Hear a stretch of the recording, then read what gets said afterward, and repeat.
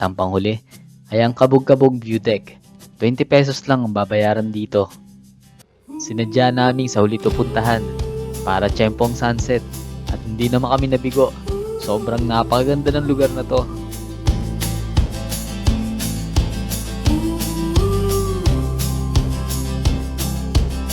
Kumakaway ang sikat ng araw,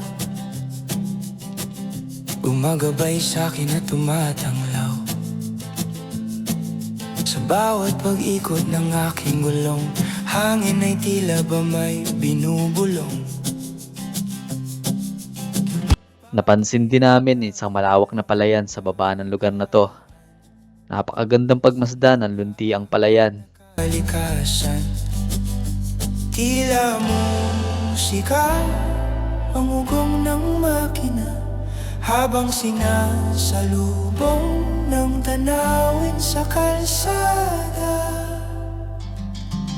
Halika na, sumama ka, tayo na mag-road trip. Sabay nating tutuklasin magagandang daan. Sana'y pahalagahan at huwag abusuhin ng mga pumupunta ang lugar na to. Dahil sa napakamurang halaga, may enjoy na natin ang ganito kagandang lugar.